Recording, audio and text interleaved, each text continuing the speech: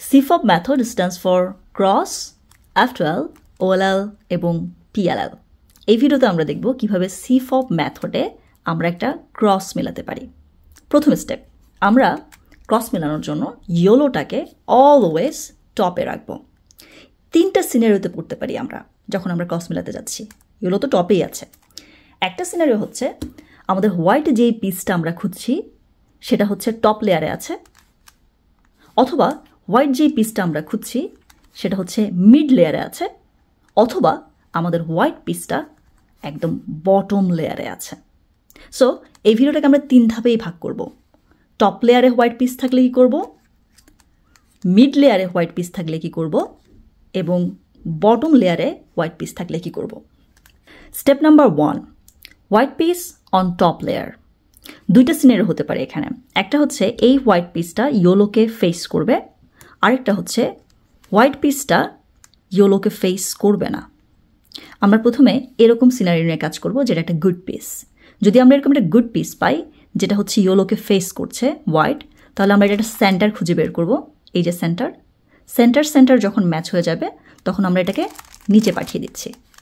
C, এবার হচ্ছে white match হয়ে গেছে। Perfect. So this one is pretty easy. You can do it. What about this one here? If you find something that's not facing the yellow, the white is not facing the yellow. In this case, first you will match the center, of course. So this is the center, right? Okay. And now you're going to do this. You hold your hand like this. You go up. You take this piece here. And then you match this center and this center, these two pieces, color. Match.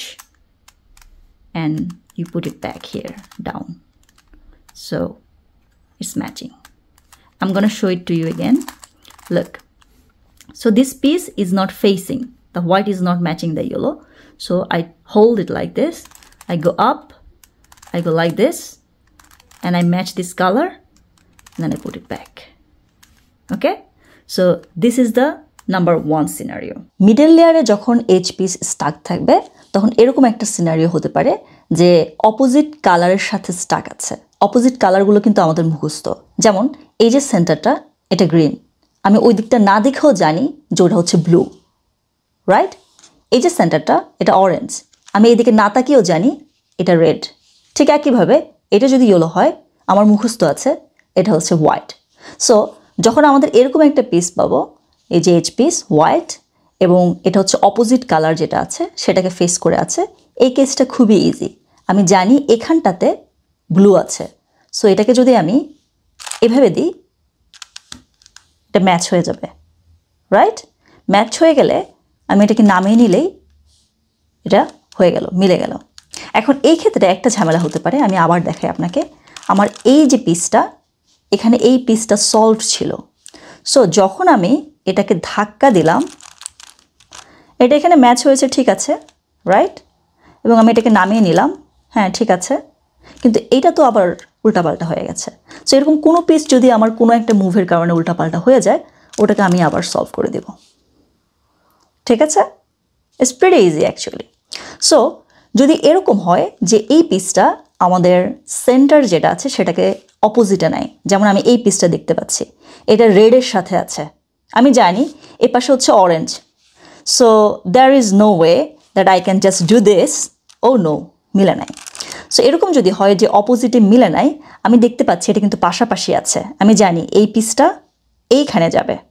So এই কেসটা আপনাকে একটু carefully দেখতে হবে।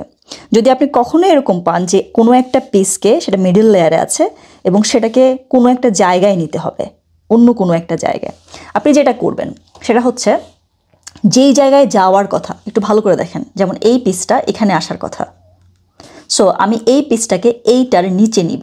দেখেন এই যে এটার নিচে আনছে, তাই না?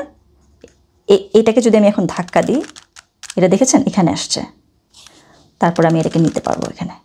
আমি আবার দেখাচ্ছি, এই যে এই পিসটা আমার এখানে যাওয়ার কথা ছিল, সো এই পিসটাকে যদি আমি এখন নিচে নামাতে চাই, এটা এখানে আসবে না? ওকে ফাইন, তাহলে আমি যেই পিসটার কাছে যাওয়ার কথা ছিল সেই পিসটাকে এখানে আনবো, মানে এইটার নিচে আনবো, আনলাম, ঠিক আছে, আনার পরে এইবার আমি এটাকে ধাক্কা দিব, তারপর এটাকে আমি এখানে নিয়ে যাব, নিয়ে গেলে এই যে মিলে গেছে। নর্মালি যখন আমরা ক্রস সলভ করি, আমাদের ইয়েলো তো টপে আছে, আমরা সবার আগে আসলে বটম লেয়ারের কাজটা করি। এই লেয়ারে কোনো পিস আছে কিনা সেটা আমরা চেক করি, এবং এই লেয়ারে আমরা দুইটা সিনারিও দেখতে পারি। একটা হচ্ছে এই যে পিসটা হোয়াইটকে ফেস করে আছে, এরকম একটা সিনারিও, এটা একটা গুড পিস।